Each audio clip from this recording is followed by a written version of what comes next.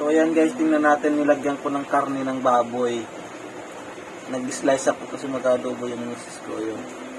Nagkat ako ng kaunti, nilagay ko dyan. Titingnan ko kung kakainin nila. Ayan, kinuha na. Ay, kumuha na. Kumuha na agad si Buntis. Oo, hinapot. Walang ni Buntis ah. Ang bilis nakadetect ni Buntis ng pagkain.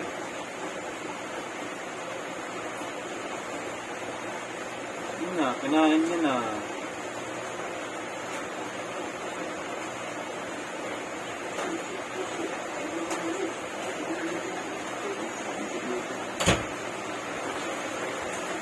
Ayan.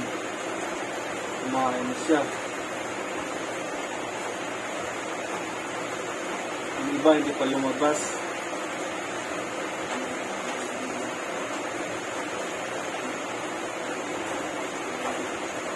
Kahit ano ang pinapakain ko dito, mayroon, minsan may kangkong, kaya naman yung talbos ng kamote. Pag bumili yung misis ko ng mga gano'n, yung panghalo sa ulam, yan yung pinapakain ko.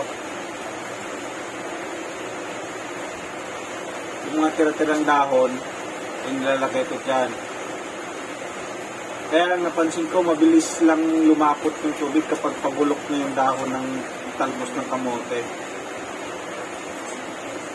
Para siyang nagiging para siyang lumot na bumabara sa doon sa sa daanan ng tubig, sa pump. Bumabara siya doon. Yan, yung iba hindi pa kumuha. Tulog pa siguro. Daming gutom yung Buntis, kinain ka agad oh.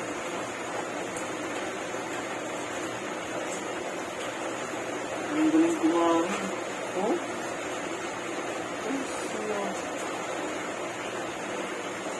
Talagang may paghatak pa siya eh. Oh.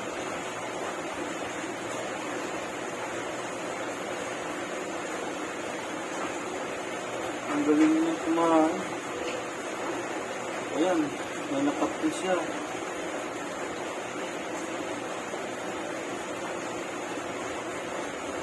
Nga pala guys, mga breeders to na kinuha ko. 5 piraso na lang. 3 pairs ito. Pero 5 na lang pang natira kasi namatay yung isang babae. Ayan sila. Yan yung pinapanood ko lang. Kunti lang yung tubig nila. Yan. Ito lang yung tubig nila. Oh. Isang aquarium. Yan yung tubig. Pero dito pa yan sila ililipat. Ayan, binabaran ko lang muna siya ng dahon ng talisay. Pinatining ko lang yung turin. Ayan. Wala akong paglagyan sa kanila ng malaki-laking container o aquarium. Ayun, bumili ako ng rep, sinira ko yung luma. Ayan, yung luma.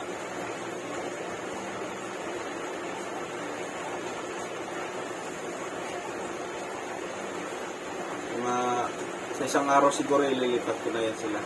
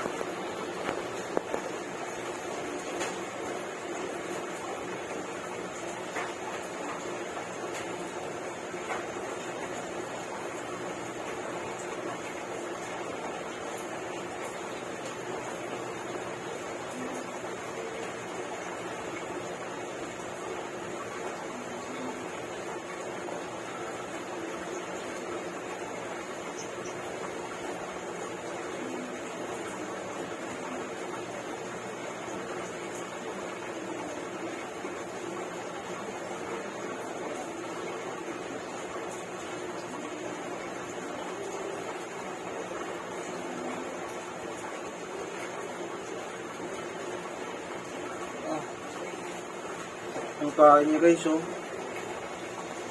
Ano mo, oh. Kumain siya agad.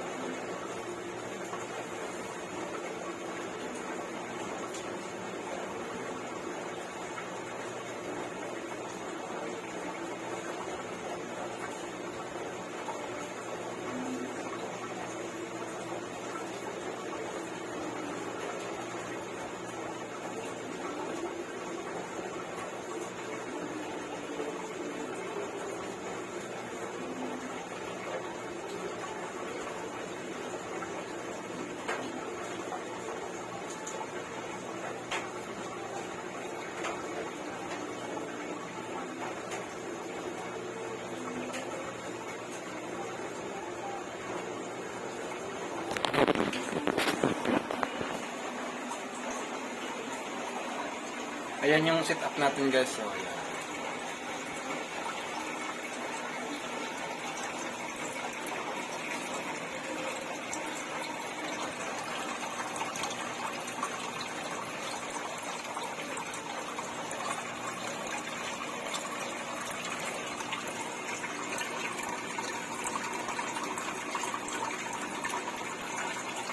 Meron silang limanan dyan.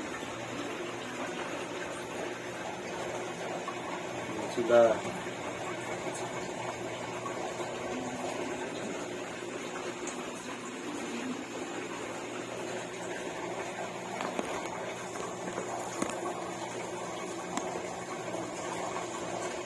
Dito yung buntis sa dulo. Yan, si buntis. Yung isa walang laman. Tapos yung pangalawa may pangatlo mayroon. Tapos sumunod. Yung iba mga ano ito.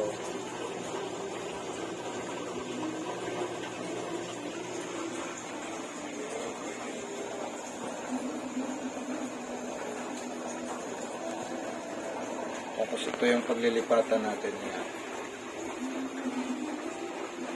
Yan siya. Ito ilalagay nandito sa taas. Kasi balak kong gawin dito sa aquarium tank yung buntis na lang maiwan. Tapos yung iba ilalagay ko doon sa baba.